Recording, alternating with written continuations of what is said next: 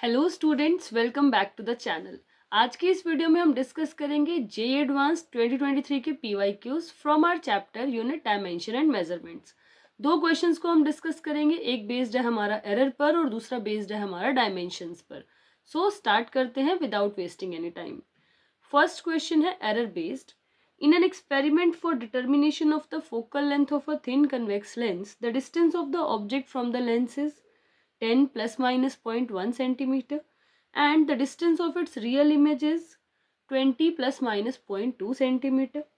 The error in the determination of the focal length of the lens is n% and हमें उस n की value find करनी है। Basically ये question NAT है। सो फोकल लेंथ फाइंड करने के लिए अब इस क्वेश्चन के अंदर ऑप्टिक्स यानी कि लेंस का यूज हो रहा है, तो हमें लेंस फॉर्मूला पता होना चाहिए जो कि हमारा रहेगा 1/f equal 1/v minus 1/u। Focal length का परसेंटेज एरर हमें फाइंड करना है। जब कुछ भी ना कहा जाए तो हम मैक्सिमम परसेंटेज एरर की बात करते हैं, यानी कि इस इक्वेशन को डिफरेंशिएट करने पर हम सारी वैल्यूज प्लस की यूज करेंगे ताकि हम एरर की मैक्सिमम वैल्यू फाइंड कर सकें। सो यहाँ आ जाएगा हमारे पास delta F by F square equal delta V by we square plus delta U by you square. So u हो जाएगा हमारा 10, साइन कन्वेंशन का यूज करेंगे तो u हो जाएगा हमारा -10 सेंटीमीटर और डेल्टा u की वैल्यू है हमारे पास 0.1 सेंटीमीटर। सिमिलरली डेल्टा v है हमारे पास 0.2 सेंटीमीटर और v है हमारे पास 20 सेंटीमीटर। फोकल लेंथ की परसेंटेज एरर हमें फाइंड करनी है, यानी कि हमें वैल्यू फाइंड करनी है delta f by F into 100 की। इसकी वैल्यू फाइंड करें तो हमें यहाँ पर एक f एक्स्ट्रा दिखाई दे रहा है, तो हम इसे कैसे लिख सकते हैं? Delta f by f equal f into delta v by we square plus delta u by you square. तो सबसे पहले हम इस f की वैल्यू का फाइंड कर लेते हैं। तो 1/f इक्वल होगा 1/v है हमारा 20 माइनस 1/u है हमारा -10। 1/f इक्वल आ जाएगा हमारा 1 + 2/20। इसे सॉल्व करने पर फोकल लेंथ आ गई हमारे पास 20/3 centimetre. So delta f by f equal हो जाएगा 20/3। डेल्टा v की क्या वैल्यू है हमारे पास 0.2 v स्क्वेयर यानी कि 20 का स्क्वेयर प्लस डेल्टा u की वैल्यू है हमारे पास 0.1 एंड u स्क्वेयर यानी कि -10 का स्क्वेयर। On solving we will get delta f by f equal 20/3 into ये हो जाएगा 0.2/400 प्लस 0.1/100। 20/3 इंटू 100 हम कॉमन ले लेते हैं, 0.2/4 plus 0.1/1। On solving we will get 2/30 into 0.6/4। इसे सॉल्व करने पर जो हमारा फाइनल आंसर रहेगा दैट विल बी 1/100। ये आई value delta f by F की। हमें फाइंड करनी है value delta f by F into 100 की। So delta f by F into 100 किसके इक्वल आ जाएगा? 1% के। n%, तो n की वैल्यू कितनी आ गई हमारे पास? 1। सो इस क्वेश्चन का आंसर रहेगा हमारा 1। ये बेस्ड था हमारा एरर के ऊपर, परसेंटेज एरर पर। चलते हैं अपने नेक्स्ट क्वेश्चन की तरफ।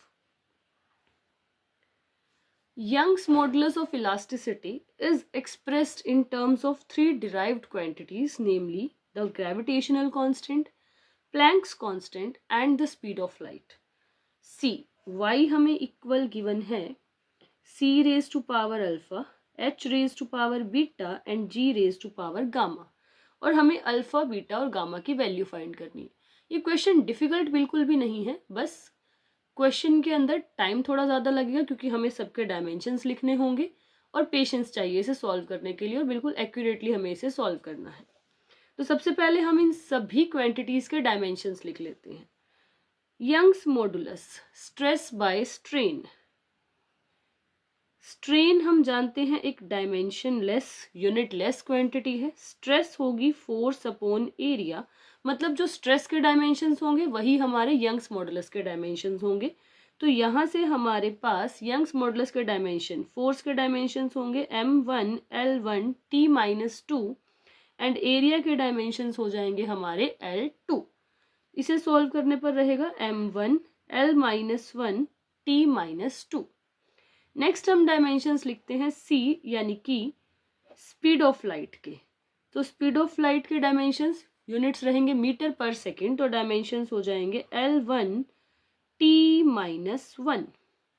उसके बाद है हमारे पास h यानी कि प्लैंक्स कांस्टेंट। हम जानते हैं एनर्जी E किसके इक्वल होगी, h न्यू के, सो h किसके इक्वल आ जाएगा, EY न्यू। एनर्जी के डायमेंशंस हो जाएंगे हमारे वर्क डन के डायमेंशन से लिखे जा सकते हैं, यानी कि फोर्स इनटू डिस्प्लेसमेंट से लिख सकते हैं हम इसको, तो ये हो जाएंगे m1 L2 T-2। Frequency time का रेसिप्रोकल होगी तो इसके डायमेंशंस हो जाएंगे T-1। On solving we will get dimensions of h as m1 L2 T-1। ये डायमेंशंस आ जाएंगे हमारे प्लैंक्स कांस्टेंट के। Next we have g gravitational constant. Gravitational constant के डायमेंशन के लिए हमारे पास जो स्टैंडर्ड फॉर्मूला रहेगा F इक्वल gm²/r²। तो g के डायमेंशंस रहेंगे F r²/m² से। फोर्स के डायमेंशंस हो जाएंगे m1 L1 T-2। r² dimensions हो जाएंगे L2 और नीचे डायमेंशंस हो जाएंगे m2। तो ग्रेविटेशनल कांस्टेंट के डायमेंशंस रहेंगे हमारे पास m-1 L3 T-2। सबके डायमेंशंस हमने लिख लिए हैं, स्पीड ऑफ लाइट के भी, यंग्स मॉडुलस के भी, h के भी और g के भी। अब जो क्वेश्चन के अंदर हमें रिलेशन गिवन है हम वहां इन डायमेंशंस को रखेंगे। रिलेशन हमें गिवन है y equal c⁴α, h⁴β and g⁴γ। Dimensions y के हो जाएंगे हमारे m1 L-1 T-2। c के डायमेंशन L1 T-1⁴α। h के डायमेंशंस m1 L2 T-1⁴β और g के डायमेंशंस m-1 L3 T-2⁴γ। अब हमें दोनों तरफ पावर्स को इक्वेट करना है। m की पावर है 1, यहाँ पर m की पावर है बीटा और minus gamma. This is our equation first. On left hand side l की पावर है -1 और राइट हैंड साइड पर l की power 1 into alpha, alpha plus 2 beta plus 3 gamma. This is our equation 2 and t की power है -2, इस तरफ हो जाएगा minus alpha minus beta minus 2 gamma. ये हो जाएगी हमारी इक्वेशन नंबर 3। अब इन तीनों इक्वेशंस को सॉल्व कर कर हमें अल्फा, बीटा और गामा की वैल्यू फाइंड करनी है। तो सबसे पहले हम सेकेंड और थर्ड इक्वेशन को सॉल्व करते हैं। इन दोनों इक्वेशंस को अगर हम ऐड करेंगे तो हमें क्या मिलेगा, इन्हें ऐड करने पर हमें मिलेगा -3। अल्फा हमारा कैंसिल हो जाएगा, 2 beta minus beta V will gate beta plus gamma. अब हमें फर्स्ट और फोर्थ इक्वेशन बीटा और गामा की टर्म्स में दिखाई दे रही है, तो हम यहाँ से बीटा और गामा की वैल्यू को फाइंड कर लेंगे। ऑन फर्स्ट इक्वेशन है 1 equal minus gamma plus beta, second equation है -3 equal gamma plus beta. Again हम इन दोनों इक्वेशंस को ऐड कर देंगे, तो -2 इक्वल 2 बीटा। तो यहाँ से बीटा की वैल्यू रहेगी हमारे पास -1।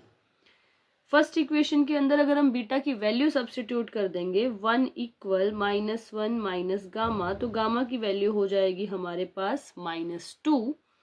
और अल्फा फाइंड करने के लिए हम सेकेंड इक्वेशन का यूज कर लेते हैं, -1 equal alpha plus 2 into -1 plus 3 into -2। -1 equal alpha -2 -6, यहाँ से अल्फा की वैल्यू आ जाएगी हमारे पास प्लस की 7। So alpha 7, beta -1 and gamma -2 is our option A. Option A is right answer for this question. I hope these questions are very much clear to you. Thank you so much for watching. Don't forget to hit like, share and subscribe for more such content.